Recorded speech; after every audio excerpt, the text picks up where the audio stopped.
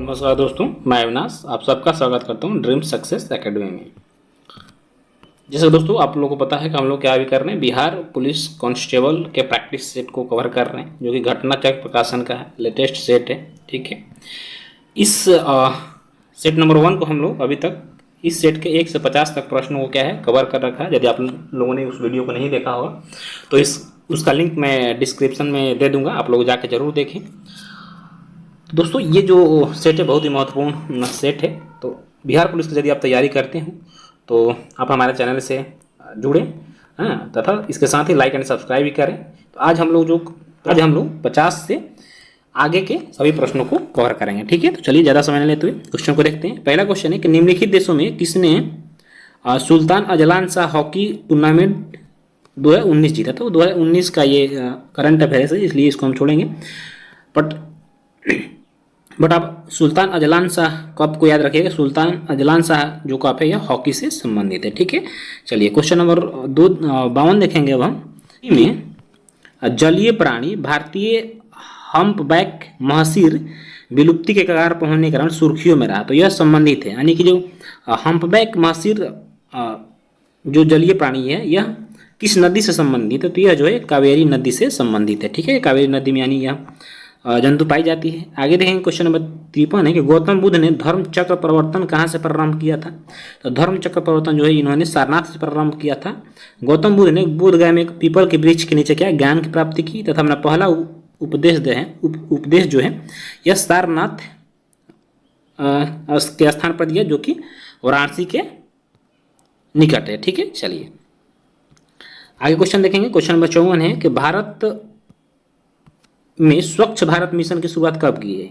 तो जो स्वच्छ भारत मिशन की शुरुआत की गई थी सन यह 2014 में किया गया था। ठीक है, कब किया गया था? तो महात्मा गांधी के जन्म दिवस के अवसर पर 2 अक्टूबर 2014 में यह शुरू किया गया था। ठीक है, चलिए आगे देखेंगे। वर्ष 2015 में किसने वर्ष 2030 के लिए धारणीय विकास के लक्ष्य को निर्धारित किया? तो यह संयुक्त राष्ट्र साधारण सभा के द्वारा किया गया था। ठीक है, चलिए अब देखिए क्वेश्चन नंबर 57 है कि बिहार दिवस कब मनाया जाता है? तो बिहार दिवस जो है यह 22 मार्च को मनाया जाता है। क्यों मनाया जाता है? तो बिहार राज्य के गठन के प्रतीक के तौर पर हम 22 मार्च को हर साल बिहार दिवस के रूप में मनाते हैं। ठीक है, चलिए क्वेश्चन नंबर 58 देखेंगे कि सिंधु घाटी की सभ्यता के निम्नलिखित स्थलों में से कौन सा स्थल गुजरात में है? तो जो लोथल है यह गुजरात में, और लोथल किस लिए प्रसिद्ध है? तो यहाँ पर क्या था, बंदरगाह था, बंदरगाह यानी गोदीवाड़ा के लिए प्रसिद्ध है। ठीक है, चलिए आगे देखेंगे हम कि टोडा जनजाति जो है यह किस राज्य में मिलती है? तो टोडा जनजाति जो है तमिलनाडु के राज्यों में मिलती है, और यह नीलगिरी पर्वतों पर निवास करती है। कहाँ निवास करती है? तो नीलगिरी पर्वतों पर निवास करती है।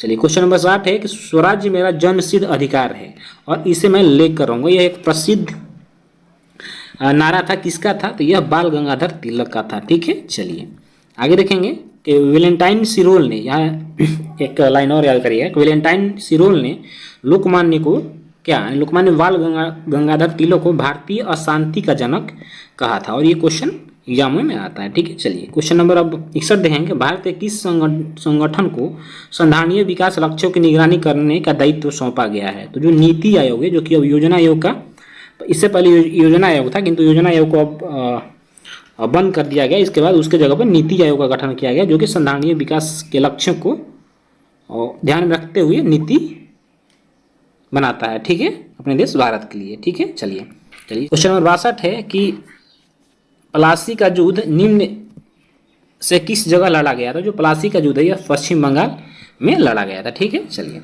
आगे देखेंगे कि भारत में अल्पसंख्यक महिलाओं में नेतृत्व विकास के लिए शुरू की गई जो योजना था उसका क्या नाम है? तो यह जो योजना का नाम है यह नई रोशनी नाम से यह योजना जो है शुरू की गई थी। कब की गई थी? तो यह जो है याद रखिएगा अल्पसंख्यक कार्य मंत्रालय के द्वारा जो 2012 और 13 में शुरुआत किया गया था। ठीक है, चलिए आगे देखें। क्वेश्चन नंबर 65 है कि प्रसिद्ध कृति poverty and un British rule in India का लेखक कौन है? तो यह कौन है? दादा भाई नौरोजी। और आगे देखिएगा कि भारत की जनगणना जो है 2011 के अनुसार बिहार की कुल जनसंख्या कितनी है? यानी 2011 के जनगणना के अनुसार बिहार की कुल जनसंख्या आपको बताना है। तो 2011 के जनगणना के अनुसार बिहार की कुल जनसंख्या जो 10.41 करोड़ है। ठीक है, चलिए थोड़ा सा और देखिएगा कि बिहार की जनसंख्या जो है भारत की जनसंख्या कितना परसेंट है, तो 8.60% है भारत की जनसंख्या का, ठीक है। अब आगे देखिएगा बालाघाट खाने किस लिए प्रसिद्ध हैं, तो याद रखिए जो बालाघाट के खाने हैं यह मैगजीन के लिए प्रसिद्ध है और यह किस राज्य में पाई जाती हैं, तो यह जो है बालाघाट के जो खाने हैं यह मध्य प्रदेश में, कहाँ, तो यह मध्य प्रदेश में है, ठीक है। चलिए क्वेश्चन नंबर 68 देखेंगे कि चंद्रमा के डार्क साइड पर उतरने वाला विश्व का पहला अंतरिक्ष यान कौन था, तो जो विश्व का पहला अंतरिक्ष यान था जो कि डार्क साइड उतरा था वो चांग ई था। कौन था, चांग ई। तो चंद्रमा के डार्क साइड पर उतरने वाले विश्व का पहला अंतरिक्ष चांग ई 4 था। यह एक रोबोटिक अंतरिक्ष यान मिशन है जो कि चीन के द्वारा अन्वेषित किया गया था, ठीक है। चलिए अब देखेंगे क्वेश्चन नंबर 69।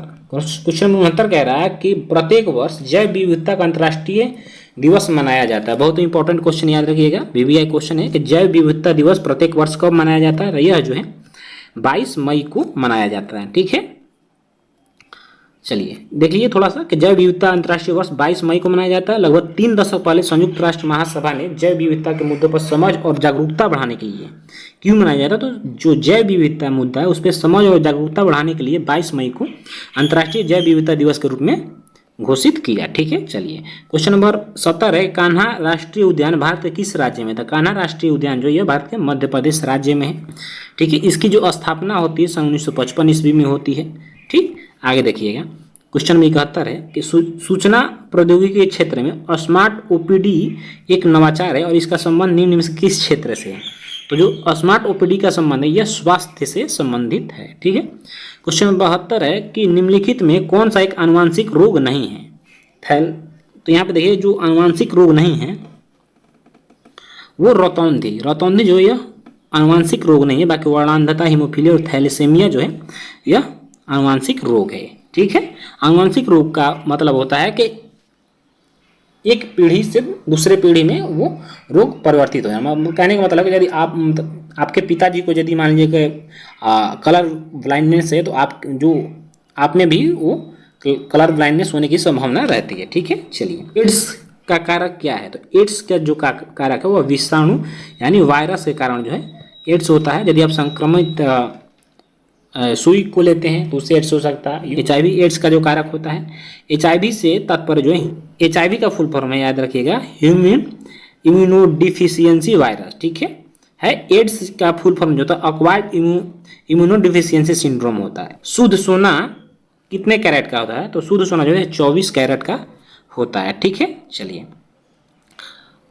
भूकंप की गति जो है के परिणाम को मापा जाता है किस पे, तो भूकंप की जो गति मापा जाता है रिएक्टर स्केल पैमाने पे मापा जाता है, ठीक है। चलिए बेकिंग सोडा है, बेकिंग सोडा क्या है, तो यह सोडियम बाइकार्बोनेट है। इसे हम खाने वाला सोडा भी बोलते हैं, क्या मीठा सोडा या खाने वाला सोडा भी बेकिंग सोडा कहा जाता है।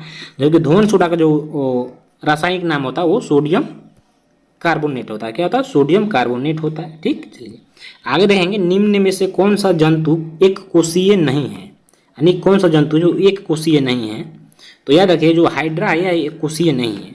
हाइड्रा एक कोशीय जीव नहीं है। एक कोशीय जीव एक ऐसा जीव होता है, ठीक है, जिसमें एक कोशिका पाई जाती है। यानी एक कोशीय जीव जो होता है यह ऐसा जीव होता है जिसमें सिर्फ एक कोशिका पाई जाती है, जैसे कि हाइड्रा निडेरिया संघ का जंतु है, जबकि हाइड्रा जो है यह निडेरिया संघ का जंतु है। इसमें जो प्रजनन क्रिया वो अलैंगिक जनन से होती है, ठीक है। चलिए क्वेश्चन नंबर 78 है कि पेयजल में फ्लोराइड की मात्रा अधिक होने के कारण यह संबंधित रोग होता है। यानी जब जल में फ्लोराइड की मात्रा अधिक हो जाता है तो कौन सा रोग हो सकता है, तो यह हड्डियों से संबंधित जो है रोग हो सकता है, ठीक है।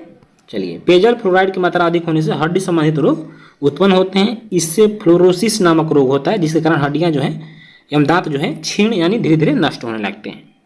क्वेश्चन नंबर 79 है कि विद्युत बल्ब का जो तंतु बना होता है वह किस चीज़ का बना होता है, तो यह जो टंगस्टन का बना होता है।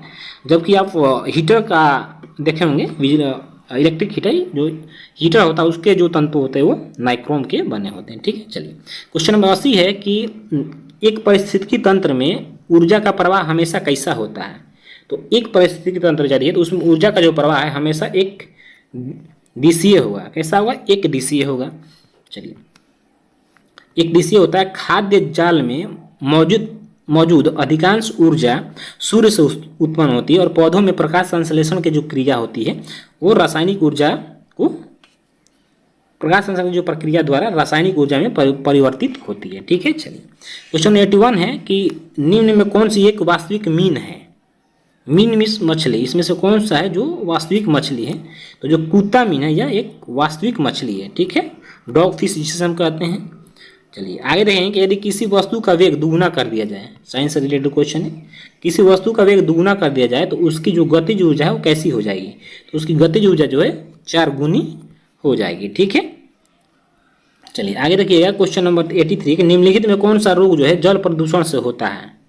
तो जो दस्त होता है यह जल प्रदूषण से होता है। ठीक है, चलिए क्वेश्चन नंबर 84 है कि निम्नलिखित में कौन सा विटामिन सी का प्रचुर स्रोत है।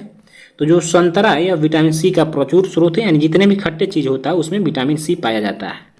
ठीक, आगे देखिए कि कौन सा विटामिन रक्त का थक्का जमने में महत्वपूर्ण भूमिका निभाता है। तो विटामिन जो के है यह रक्त का थक्का जमने में महत्वपूर्ण भूमिका अदा करता है, जबकि के एक वसा में घुलनशील विटामिन है। वयस्कों में विटामिन के की कमी दुर्लभ है तथा नवजात शिशुओं में आम है, यानी नवजात जो शिशु होते हैं उनमें विटामिन डी की कमी होने की संभावना ज़्यादा होता है, जबकि जो उसमें बहुत कम विटामिन के की कमी होने की संभावना होती है। ठीक है, चलिए क्वेश्चन नंबर 86 है कि चावल में प्रचुरता में क्या पाया जाता है। तो चावल में जो है प्रचुर मात्रा में स्टार्च पाया जाता है। क्या पाया जाता है, स्टार्च पाया जाता है या कार्बोहाइड्रेट।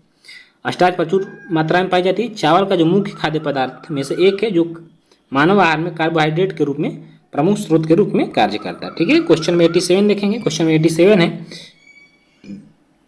कि निम्नलिखित में से किस रोग में रक्त में शर्करा की मात्रा बढ़ जाती है। यानी जब डायबिटीज होता है तो डायबिटीज में क्या होता है कि जो हमारा ब्लड होता है उसमें शुगर की मात्रा जो है बढ़ जाती है। ठीक है, चलिए आगे देखेंगे ध्वनि की प्रबलता किस मात्रक में व्यक्त की जाती है। तो जो ध्वनि की प्रबलता है यह डेसिबल, यानी कि ध्वनि की जो प्रबलता है यह डेसिबल से ज्ञात किया जाता है। यानी ध्वनि 89 है कि मशरूम क्या है। तो मशरूम जो है यह कवक है। क्या है, मशरूम एक कवक है। ठीक, जो कि मिट्टी में पौधा पर और पानी में रहते हैं। एथलीट फुट नामक बीमारी के कारण क्या होता है, कवक से होता है। ठीक, अब देखिए रेशम के कीड़े का पालन क्या कहलाता है। तो जो रेशम के कीड़े का पालन को हम सेरिकल्चर कहते हैं। ठीक है, चलिए क्वेश्चन नंबर 91 है कि अंतरिक्ष में दूरस्थ वस्तुओं को देखा जाता है किसके द्वारा। तो दूरदर्शी जो यंत्र होता है उसके द्वारा, यानी कि जो दूरस्थ वस्तुओं को हम दूरदर्शी यंत्र के द्वारा देखते हैं। ठीक, यह एक प्रकाशीय उपकरण है जिसका प्रयोग दूर स्थित वस्तुओं को देखने के लिए किया जाता है। ठीक, चलिए अब हम क्वेश्चन नंबर 92 देखेंगे कि निम्न में से ताजमहल की सफेदी कम होने का जो मुख्य कारण वो क्या है। तो जो अम्ल वर्षा होता है, ठीक है, उससे जो है ताजमहल की जो सफेदी हो वो धीरे धीरे कम हो रहा है। और जो अम्ल वर्षा जो होने का मुख्य कारण है यह सल्फर डाइऑक्साइड और नाइट्रोजन ऑक्साइड जब मिलते हैं तो इससे क्या होता है कि अम्लीय वर्षा होता है। जब डीजल और कोयले जैसे जीवाश्म ईंधन को जलाया जाता है तो उससे सल्फर डाइऑक्साइड और नाइट्रोजन डाइऑक्साइड निकलते हैं जो कि अम्ल वर्षा बन के फिर बारिश करते हैं। ठीक है, जिससे कि जो सफ़ेद वस्तुएं हैं वो धीरे धीरे मैले होती जा रही है। ठीक है, चलिए आगे देखेंगे 93 क्वेश्चन है। 93 नंबर क्वेश्चन का रुधिर यानी